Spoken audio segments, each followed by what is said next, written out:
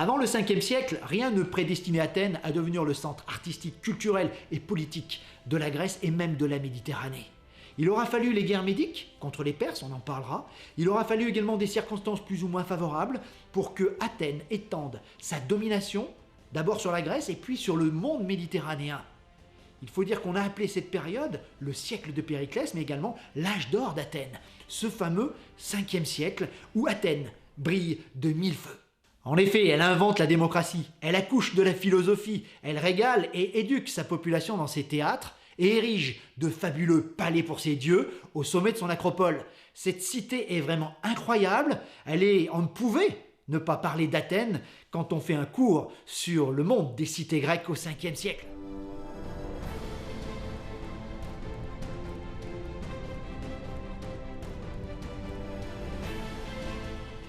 Dans cette première partie, Grand 1, Athènes, une cité grecque, nous allons utiliser différentes cartes et plans à différentes échelles, comme si nous avions un zoom, en commençant d'abord par l'Attique, la fameuse région d'Athènes, de 1500 km² quand même, l'une des plus vastes polices cité de la Grèce antique, c'est pour ça que nous l'étudions également. Ensuite, nous ferons zoom sur la cité d'Athènes elle-même, nous rentrerons à l'intérieur des murs pour voir les principaux centres économiques, politiques et religieux de cette ville à nul autre pareil. Et enfin, nous zoomerons encore sur ce qui est la colline sacrée d'Athènes, la fameuse acropole, à un point d'ailleurs qu'on pense qu'il n'y a qu'une acropole, celle d'Athènes, alors que la plupart des cités grecques en avaient une. Donc c'est parti pour cette première partie, Athènes, une cité grecque. Et nous commençons avec notre premier document, voilà, c'est la carte de l'Attique, la fameuse cité d'Athènes, puisque je vous rappelle, d'accord, c'est important qu'une cité grecque, c'est quoi? Ces trois éléments essentiels, c'est d'abord une ville, évidemment, Astu en grec, d'accord, c'est également une campagne intérieure, Messagoia, en grec là aussi, et puis enfin c'est une côte avec son port, c'est Paralia. Voilà les mots grecs pour désigner ces trois entités de toute cité grecque, et vous allez voir qu'à Athènes, elle est très étendue.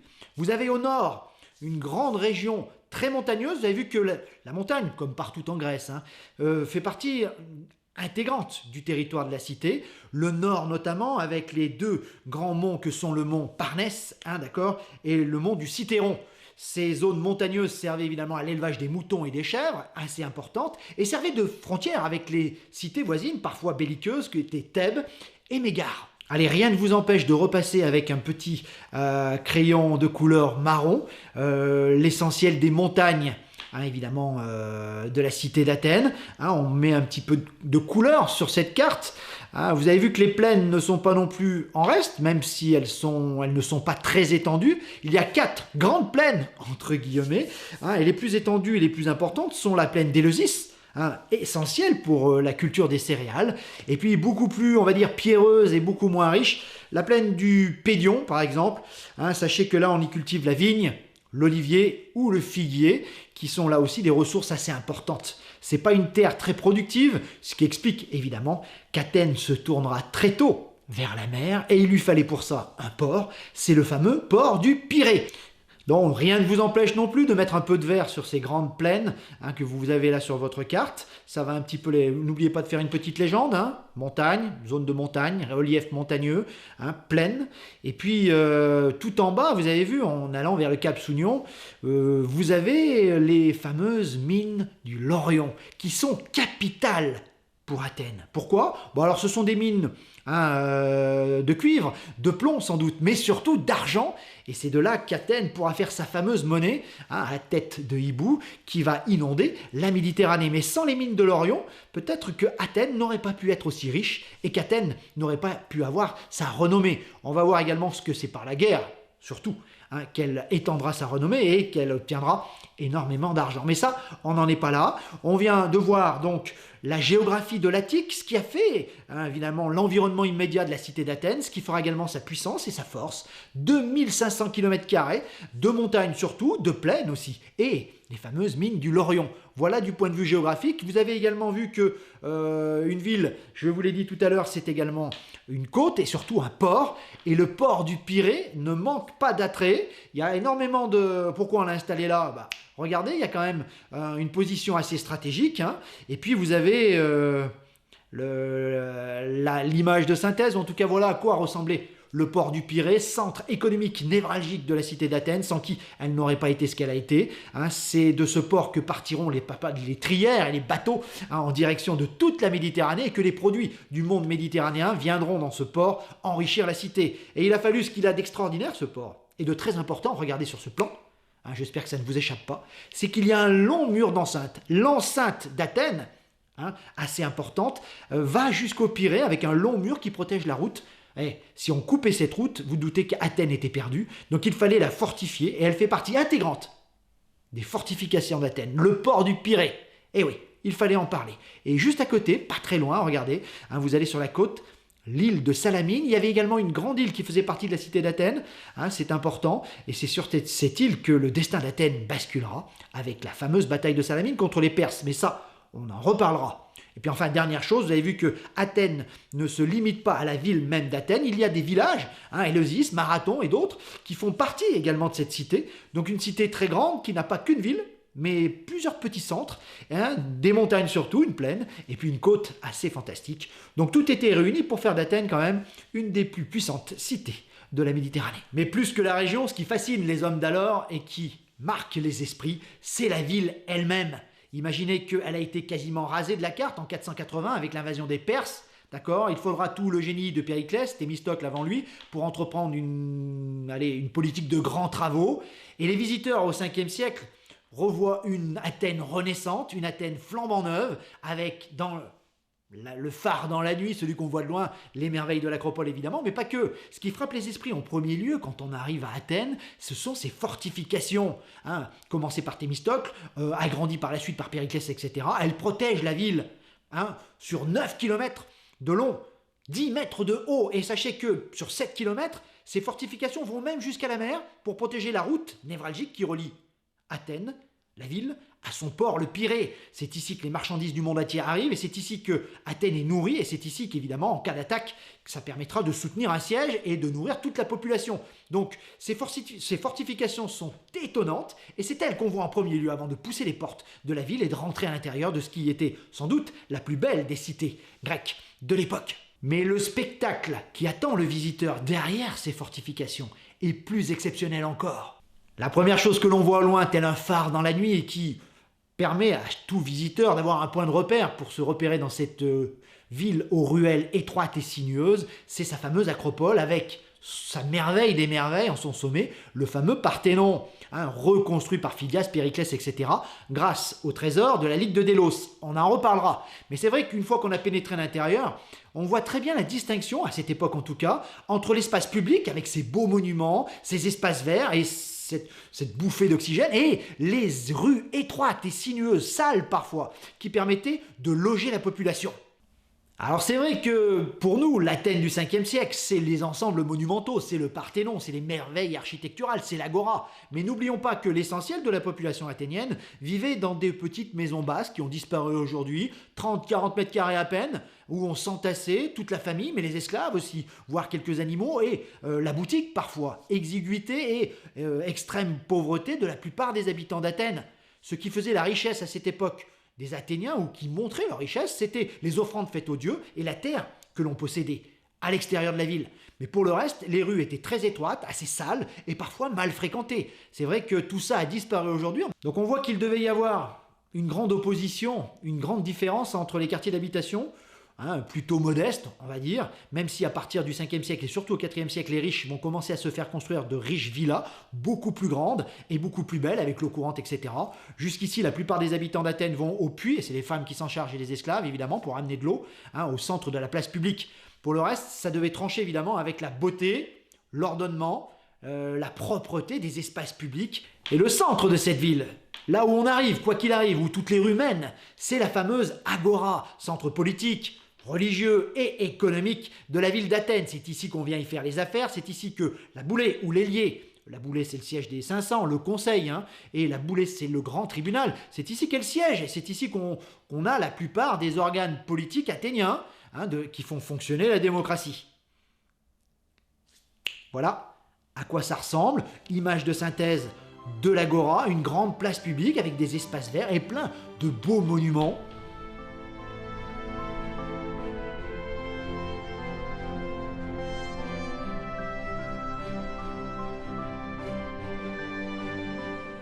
Là que depuis la fin du VIe siècle se joue l'essentiel de la vie politique, religieuse et commerciale. On imagine une foule bruyante, affairée, essentiellement masculine, qui s'y presse à longueur de journée. Imaginez également qu'on y retrouve le temple d'Héphaïstos et l'hôtel des 12 dieux, ainsi que tous les bâtiments abritant les institutions phares et les institutions essentielles au fonctionnement de la démocratie. On y retrouve le siège des membres de la boulée, les tribunaux, les prytanées destinés aux magistrats exerçant le pouvoir exécutif, le stratégion, siège des stratèges. L'agora est aussi un lieu de marché, et l'espace libre de construction est encombré d'échoppes, de bois et de toiles. Les portiques sont fabuleux, c'est vrai, mais imaginez que ça grouillait de monde, c'était un monde vivant, c'était une ville vivante, et le cœur d'Athènes, il était là, sur l'agora, même si aujourd'hui, on a bien du mal à imaginer ça quand on visite les ruines de l'agora. Voilà à quoi ça ressemble.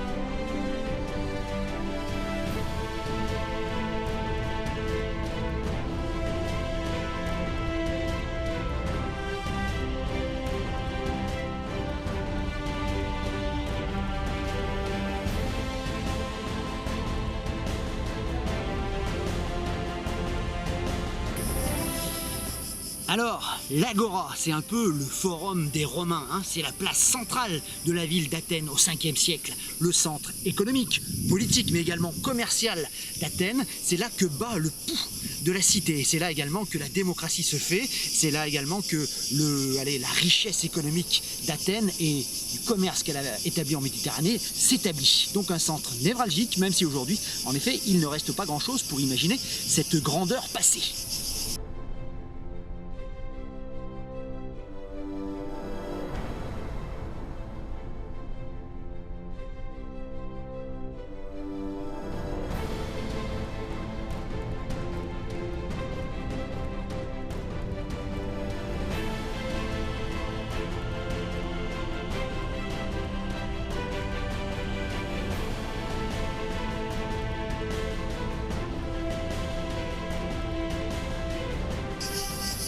Dominant l'agora, tel un phare illuminant la plaine, vous avez l'Héphaïstillon. Sachez que ce magnifique temple date du 5e siècle, qu'il est en l'honneur d'Héphaïstos, et le dieu des forgerons, des céramistes et des potiers. Le quartier céramiste d'ailleurs n'est pas très loin, nous allons y aller maintenant. Sachez que ce temple a longtemps été pris pour un Théseion, c'est-à-dire un temple dédié à Thésée, tant les frises qui le recouvrent racontent l'histoire de Thésée, du Minotaure. Rappelez-vous évidemment de Dédale et du labyrinthe de vos cours de 6e.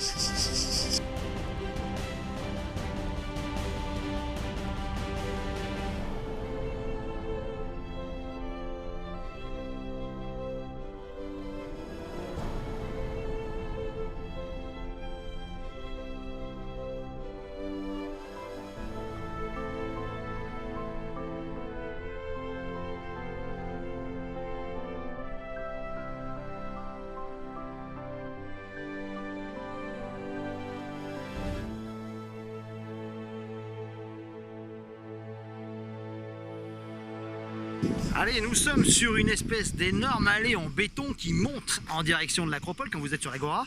C'est les fameuses, évidemment, la voie sacrée des Panathénées. C'est de là que la procession partait, évidemment, d'Athènes pour rejoindre ensuite le temple d'Athéna sur la colline sacrée. Alors c'est vrai que cette allée en béton ne fait pas rêver, Les restaurateurs du lieu sont des romantiques. Tout en regardant cette carte et en visitant, virtuellement en tout cas, la cité d'Athènes, nous allons faire une petite légende. Vous avez vu qu'elle n'en a pas. On va faire 3 petits rectangles. Lieu économique, lieu politique et lieu religieux. On va commencer par le religieux, petit rectangle, hop, couleur rouge par exemple. Lieu politique, couleur orange. Et lieu, pourquoi pas économique, couleur jaune. On va faire ces 3 couleurs-là. On vient de faire l'agora, donc on va prendre notre orange, si c'est la couleur qu'on a utilisée pour les lieux politiques. Colorier l'agora en orange. Et l'autre lieu qu'on va colorier en orange, et l'autre lieu politique, le cœur de l'Ecclésia, là où, à l'aube, tous les citoyens montaient, une partie en tout cas pour voter, pour participer à la démocratie athénienne, c'est la colline de la Pnyx. Allez, on met une petite couleur, la même couleur que l'agora pour la Pnyx, lieu politique, d'accord. C'est là-haut que se réunissait l'Ecclésia, l'Assemblée, ça donnera notre mot église en français, hein, assemblée de fidèles, en l'occurrence, mais là-bas c'était l'assemblée des citoyens. Cette colline de l'Apnix aujourd'hui, hein, il n'en reste pas grand-chose. Par contre, vous avez un point de vue assez remarquable sur l'acropole au loin, et vous avez encore en place les escaliers qui permettaient de monter à la tribune.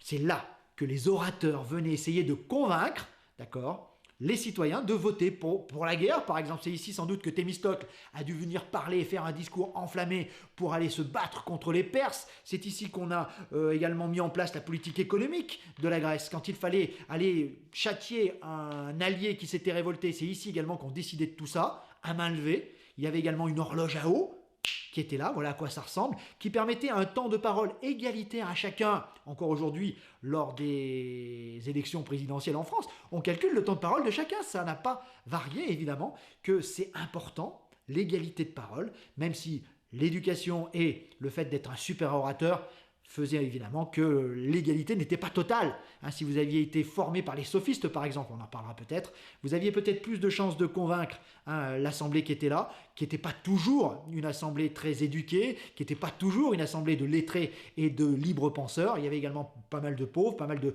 citoyens des classes moyennes qui, évidemment, avaient un bagage intellectuel un peu moindre et qui étaient peut-être, certains le pensent en tout cas, hein, capables d'être orientés et d'être un petit peu roulés dans la farine.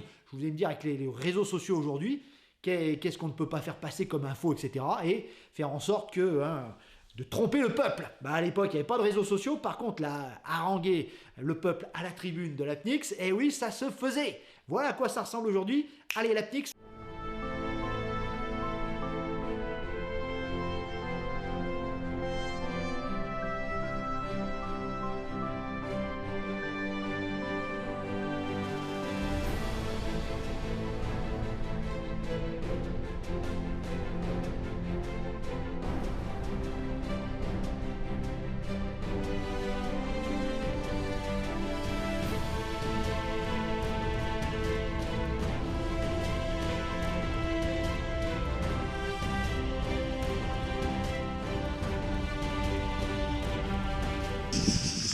Alors, difficile d'imaginer que toute l'histoire et que la démocratie athénienne est née ici. C'est ma colline préférée, nous sommes sur la Pnyx. Sachez que c'est ici que se rassemblait l'assemblée des citoyens, l'Ecclésia. Et c'est derrière moi, sur ces escaliers, cette petite estrade en pierre, que les orateurs tentaient, évidemment, de convaincre la foule et de voter pour eux, soit pour la guerre, soit etc. Tout s'est décidé ici, la guerre contre les Perses, l'expansion économique et coloniale d'Athènes. On est vraiment au cœur de l'histoire athénienne. Sur la Pnyx, on ressent évidemment des choses extraordinaires et une vue de malade, la plus belle sans doute, sur l'acropole.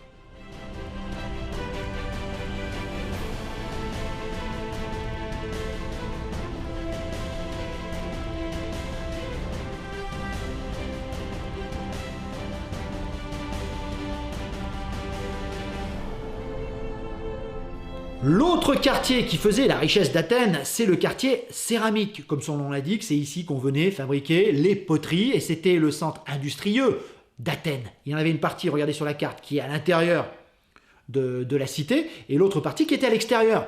On les plaçait ici pour éviter le feu, vous en doutez, les départs de feu notamment de la part pour les fours de potiers. Ça me paraît logique. Sachez qu'on va colorier peut-être, allez, on a choisi le jaune, on a dit, jaune pour les lieux économiques. Donc on va colorier en jaune le quartier céramique, centre névralgique et industriel de fabrication des poteries, ou également grand cimetière d'Athènes.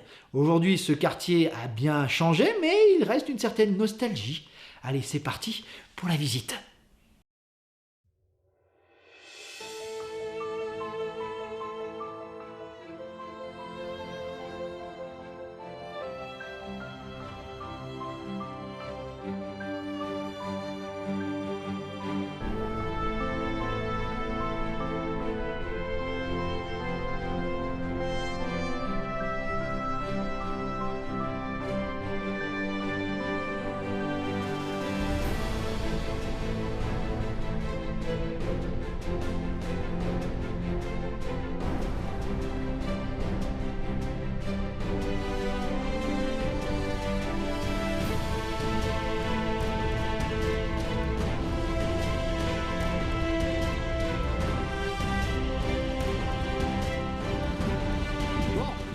quartier céramique, c'était le cœur économique d'Athènes. On a tellement retrouvé de poteries grecques un peu partout dans le monde qu'il fallait bien qu'on les construise quelque part. Et c'est ici principalement qu'on les retrouvait. Sachez que la visite vaut le coup, notamment celle du cimetière. Nous sommes dans la cité des morts de l'Athènes du 5e siècle. On déambule entre les tombes et les pierres tombales. C'est assez romantique. Il reste si peu de choses finalement de la vie des Athéniens du 5e siècle.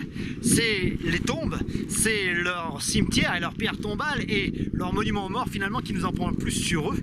La ville d'Athènes du 5e a disparu, les tombes elles sont encore là, dans le quartier céramique. Et c'est vrai que ça fait un petit pincement au cœur de voir ces pierres tombales, ces hommes là qui ont vécu ici à Athènes il y a des siècles et qui sont morts ici. Petit rappel de vos cours d'histoire de 6e. Je vous rappelle que la société athénienne était très inégalitaire et qu'il existait quoi? Les citoyens, c'était 10% de la société athénienne. Seuls les hommes avaient le droit d'être citoyens, de père et de mère citoyens également. C'était assez difficile. Le reste, c'était les métèques, les étrangers, qui étaient assez nombreux. Les femmes et les enfants n'avaient aucun droit, évidemment, à cette époque en tout cas. Et c'est vrai qu'il restait une quantité d'esclaves, une armée d'esclaves considérable qui formait le plus gros de la troupe. Donc on voit que la Athènes du 5e siècle était loin d'être démocratique au sens où on l'entend.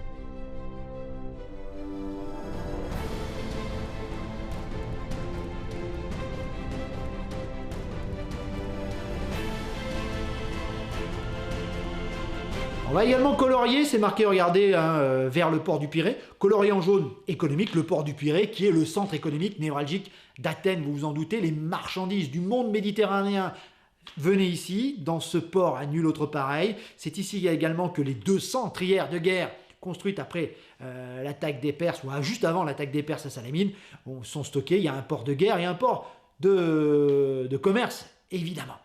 Donc voilà, on a colorié en jaune les espaces économiques. Il nous reste les espaces religieux, peut-être avec le rouge. Donc on va colorier également l'Olympéion, qui est un peu en dehors des remparts, le temple d'Héphaïstos sur l'Agora, je vous en ai parlé, on a vu tout à l'heure en vidéo.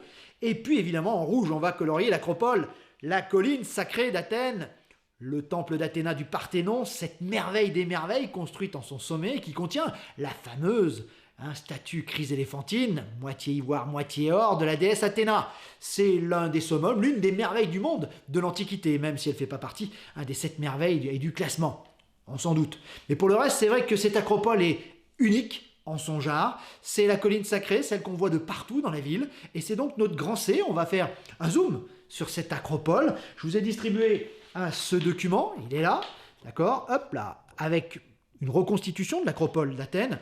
Mais avant d'en parler, et avant peut-être de développer un peu, rien de mieux qu'une vidéo. J'ai eu l'occasion de monter sur l'acropole, j'ai eu l'occasion de visiter l'acropole et son musée extraordinaire.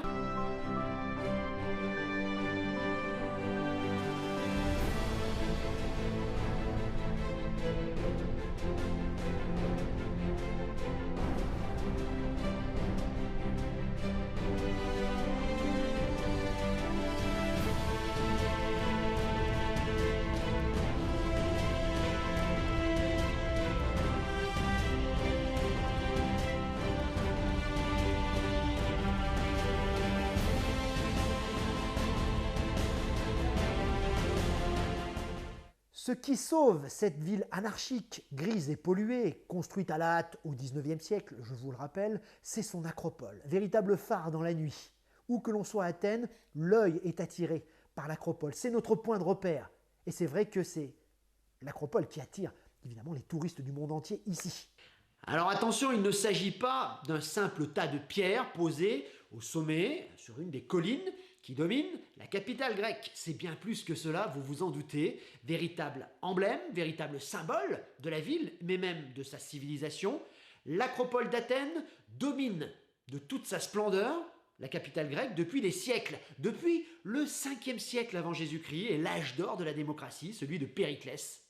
C'est une plongée finalement donc dans l'histoire d'Athènes, c'est vrai, mais pas que. D'ailleurs, Malraux disait que c'est le seul endroit au monde hanté à la fois par l'esprit et le courage. C'est parti pour la visite des trésors de l'Acropole.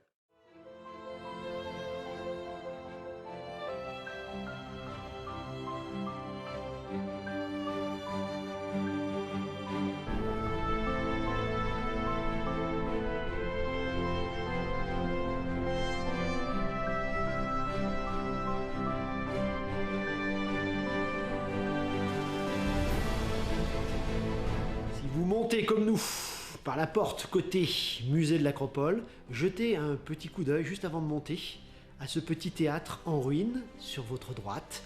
Alors il ne paye pas de mine, c'est vrai, mais c'est le premier théâtre du monde, tout simplement.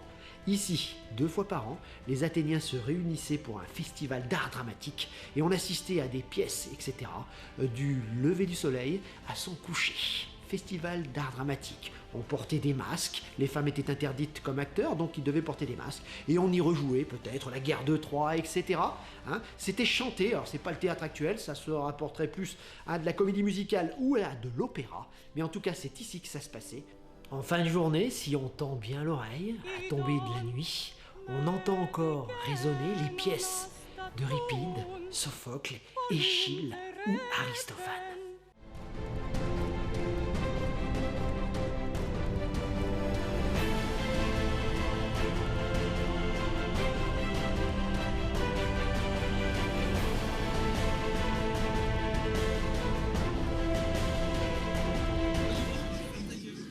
Suite à droite, en rentrant, les anciens Athéniens tombaient sur le petit temple, petit chef-d'œuvre d'art ionique. Au-dessus de moi, le temple d'Athéna Niké. Un chef-d'œuvre, c'est vrai. Sachez que Niké voulait dire la victorieuse, ça fait toujours rire mes élèves. Victorieuse, vous comprenez pourquoi la marque sportive à la virgule a choisi cet emblème. La Grèce antique est un pays de légendes, partout. Si vous dressez l'oreille, vous entendrez des légendes venues du fin fond des âges. Et le temple d'Athéna Niké n'échappe pas à la règle. Si vous regardez bien, il semblerait que de ce temple, on peut voir la mer. Et c'est d'ici que le roi Égée se serait suicidé après le retour de son fils Thésée. Et oui, souvenez-vous. Hein, l'Athènes devait chaque année donner un tribut sanglant au Minotaure sur l'île de Crète. Hein, les plus beaux et les plus belles filles d'Athènes devaient être données à la bête, en pâture. Thésée, un jour, dit à son père que c'en était fini, il irait sur place et terminerait le travail et exterminerait cette bête. Il fait la promesse à son père avant de partir que s'il revient vainqueur de cette épopée, il dresserait des voiles blanches alors qu'il part avec des voiles noires. Emporté dans son aventure, le fil d'Ariane, le labyrinthe, le Minotaure, hein, il serait peut-être un peu tombé, pas d'Ariane, mais plutôt tombé amoureux de sa sœur. Hein, en tout cas, il oublie complètement de changer ses voiles, il revient avec des voiles noires. De désespoir, Égée se jette en bas du précipice.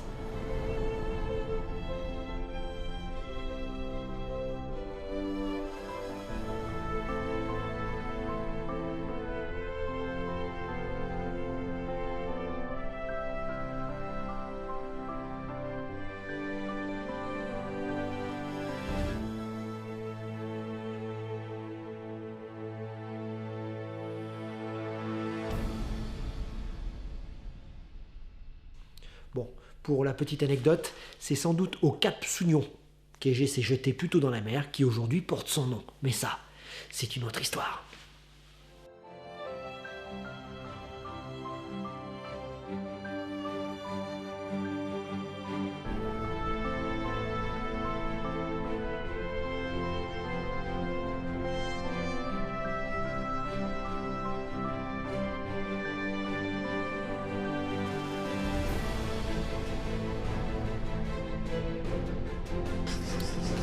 Nous allons mettre nos pas dans ceux des anciens Athéniens qui partaient pour les grandes Panathénées, depuis le quartier céramique où nous étions ce matin jusqu'à l'Agora où nous sommes passés, pour monter ici. Ils atteignaient cette porte monumentale qu'on appelle les propylées. Gigantesque, elle devait impressionner le visiteur et quand il sortait des propylées, il tombait nez à nez avec la grande statue d'Athéna.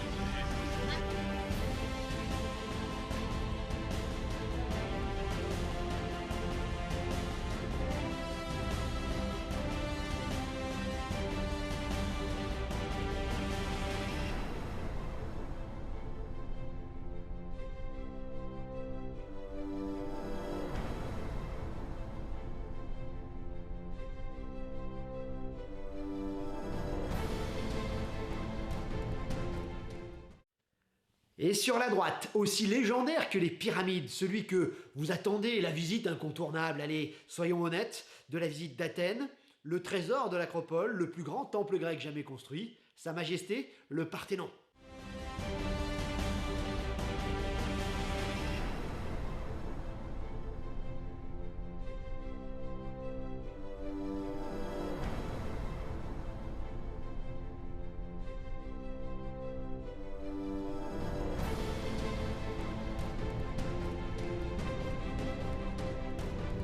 Malgré le temps, les guerres et les destructions, il en impose encore ce fameux Parthénon devant vous. Alors certes, il y a des échafaudages. Certes, certains peuvent être un petit peu déçus. Ils attendaient peut-être autre chose que cette ruine certes majestueuse, mais n'oubliez pas que vous êtes devant le temple le plus vaste de cette époque. Les chiffres donnent le tournis. Jugez plutôt.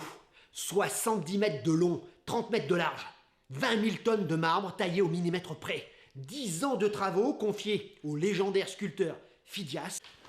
Bon, juste pour la petite anecdote, Phidias, alors c'est ce sculpteur légendaire, ami de Périclès, à qui on doit le Parthénon sans doute, mais pas seul, à qui on doit la frise des Panathénées, mais surtout l'une des 7 merveilles du monde de l'Antiquité, le Zeus, la statue de Zeus d'Olympie. Et oui, c'était lui aussi, sacré Phidias.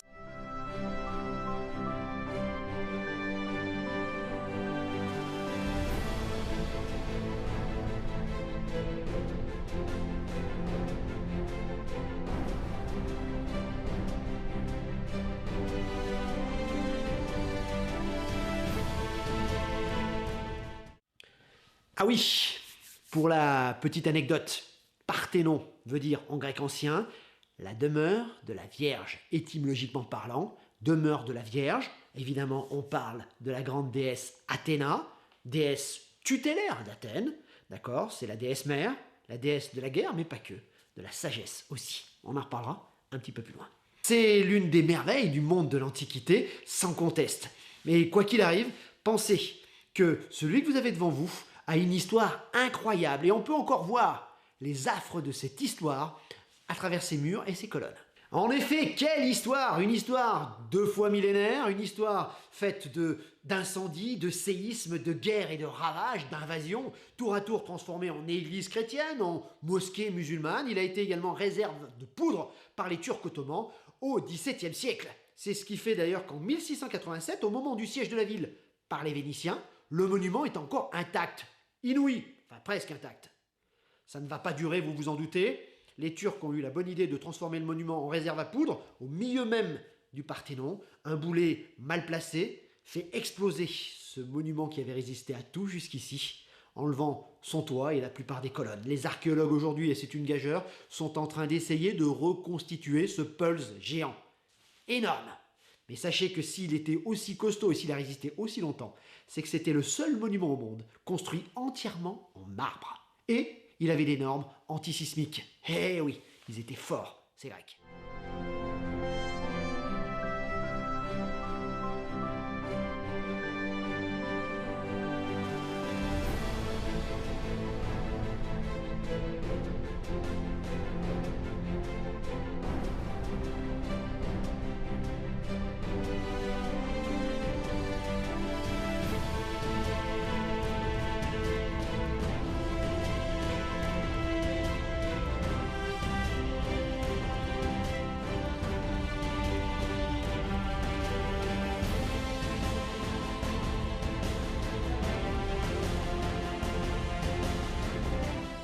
Ce temple n'était en aucun cas comme les églises ou les mosquées. Les fidèles ne pouvaient pas y pénétrer.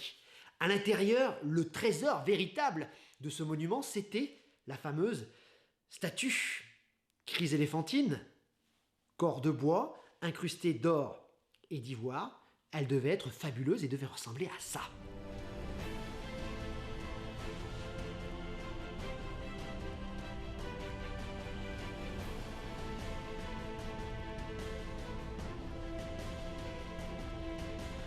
Athéna Parthénos, 1 tonne d'or, énorme. Il ne s'agissait pas d'une statue de dévotion, où il n'y avait pas de prêtresse d'Athéna dans ce temple. Elle faisait partie intégrante du trésor. D'ailleurs, Périclès se servira de l'or, notamment de la statue, pour payer une partie des dépenses de la guerre contre Sparte, la fameuse guerre du Péloponnèse. Sachez enfin qu'à l'arrière du temple, il y avait un véritable trésor, et ça c'est sûr, celui de la Ligue de Délos. Rappelez-vous, une fois que Athènes avait chassé les Perses, la fameuse bataille de Salamine, Athènes s'est chargée finalement de la sécurité de toutes les autres cités. Et leur on dit, écoutez, on a une flotte de 200 trières, ça ressemble à ça, 200 trières de guerre, autant s'en servir, si vous voulez, on peut vous protéger, moyennant finance. Et tout ce trésor que les autres cités vont lui payer, vont être stockés d'abord sur l'île de Délos, d'accord, et ensuite à l'arrière du temple du Parthénon. Eh oui, vu que les Perses ne reviendront jamais, Périclès va se servir de cet argent des cités pour reconstruire Athènes et faire du Parthénon la merveille des merveilles que je vous ai décrite.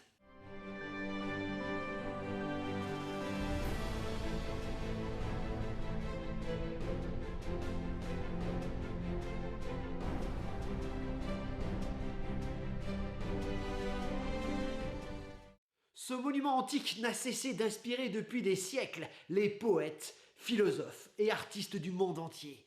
Pensez plutôt, il est le monument le plus copié au monde.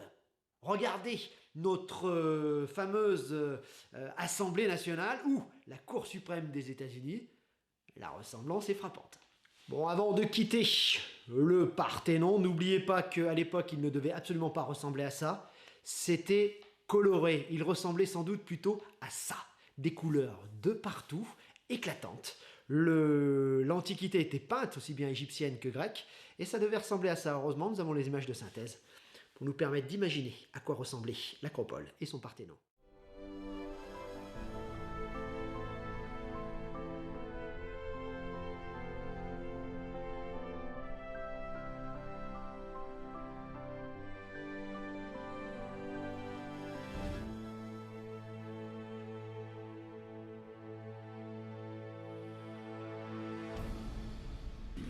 L'autre temple connu de l'Acropole est derrière moi, le fameux Érectéion, tombeau légendaire du roi Cécrops. L'Érectéion est sans doute l'un des monuments les plus surprenants de l'architecture grecque. Son nom veut dire maison d'Érectée, l'un des premiers rois fondateurs, légendaire évidemment, de la cité d'Athènes. Selon Vitruve, d'accord, son nom viendrait plutôt de la ville de Cariae, où les jeunes filles avaient l'habitude de porter sur leur tête de lourds fardeaux, d'accord, en l'honneur d'Artémis Cariatis. Ce qui est sûr, c'est que ce sont des chorés qu'on a vus au musée archéologique, rappelez-vous, ces jeunes filles habillées du péplos, cette fameuse tunique, et qui portent sur leur tête, évidemment, le toit de la terrasse, juste au-dessus. Quoi qu'il en soit, c'est l'un des summums de l'art classique, notre coup de cœur sur l'Acropole. L'Érectéion.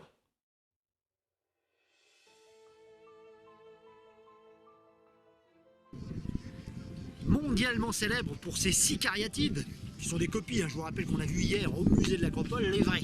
Mais sachez que ce temple, donc c'est Cécrops. Qui était Cécrops? Tête d'humain, corps de serpent, c'est l'un des premiers rois d'Athènes. La légende est belle, elle oppose 2 divinités, Poséidon et Athéna. Les deux ont vu sur Athènes et les deux vont aller voir Cécrops pour lui proposer un marché. Et que chacun lui a proposé, a essayé de l'acheter.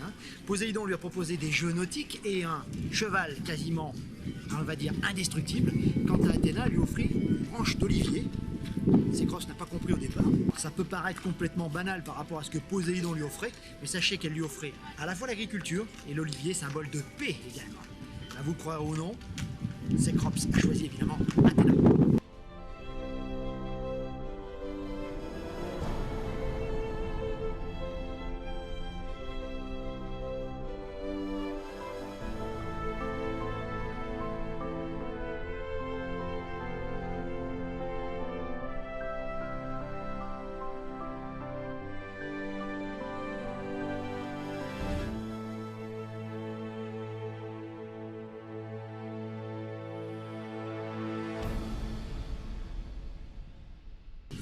La visite commence par une vaste rampe de verre, une grande salle inclinée où se trouvent toutes les découvertes faites sur les flancs de la colline de l'Acropole, notamment les 2 superbes victoires derrière moi, en céramique, trouvées dans un puits, sous nos pieds, sous la dalle de verre, la cité d'Athènes au 5e siècle.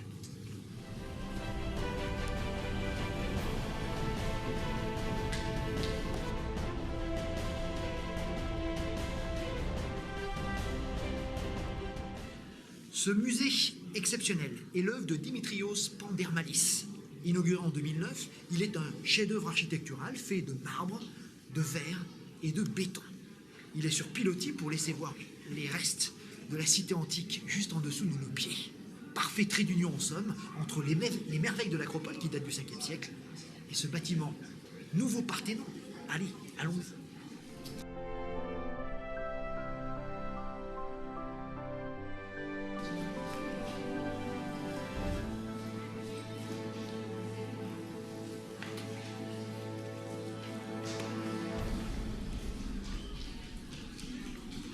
Au 3e étage, un véritable écrin de verre donne ce véritable coup de cœur pour ce musée. C'est la frise des Panathénées, célèbre évidemment, 160 mètres de long, œuvre de Phidias. Toute la ville d'Athènes était en défilé pour aller honorer, sur la colline derrière moi, la déesse Athéna. Je vous rappelle que les grandes Panathénées avaient lieu tous les 4 ans et que cette fête réunissait tous les Athéniens dans une unité presque parfaite.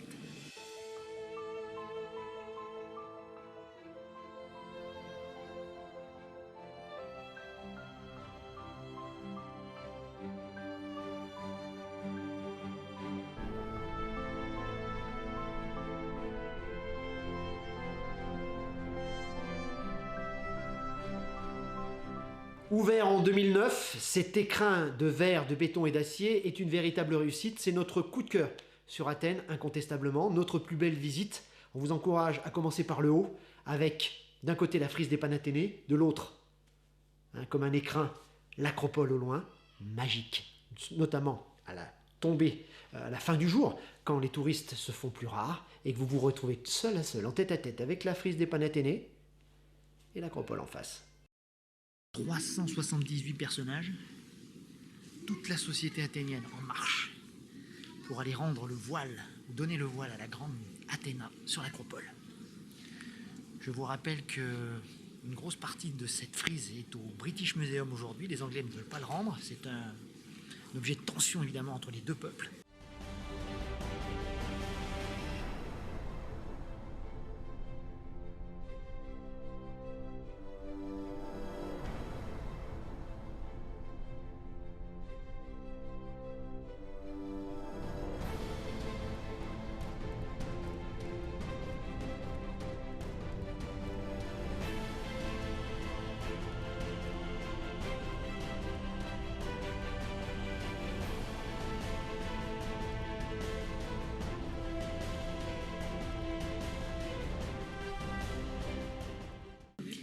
Les vraies frises, on les reconnaît facilement, sont un peu jaunies et très abîmées.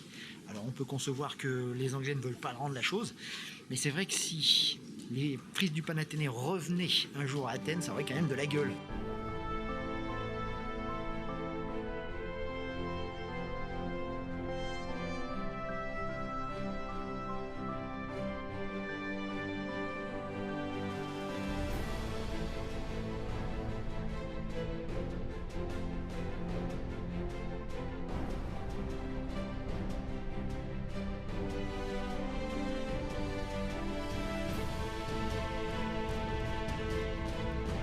Cette procession est devant vous, elle a été taillée dans le marbre par Phidias. Des couleurs éclatantes devaient autrefois la recouvrir, c'est plus le cas aujourd'hui.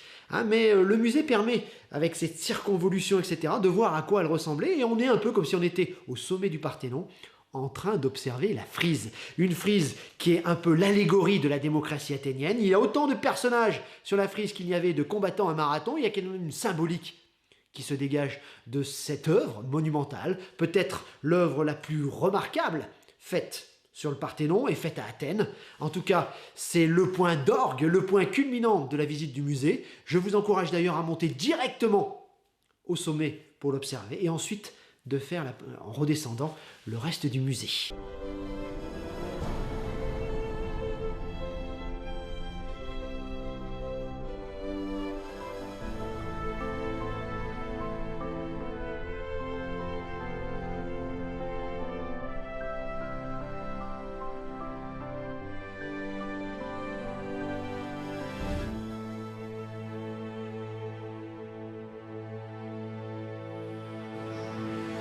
superbe vue sur la terrasse du Lunge. On domine carrément les fameuses cariatides qui sont juste en contrebas, superbement éclairées. Je vous rappelle que celles qui sont sur l'acropole sont des copies et que les vraies, elles sont ici.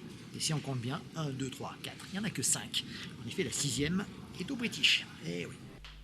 Ainsi s'achève notre cours en vidéo de 6e sur Athènes au 5e siècle. J'espère que vous en avez appris un peu plus sur cette cité fascinante, sur sa région, l'Attique, mais également sur cette ville et ses différents quartiers et son acropole, sa colline sacrée.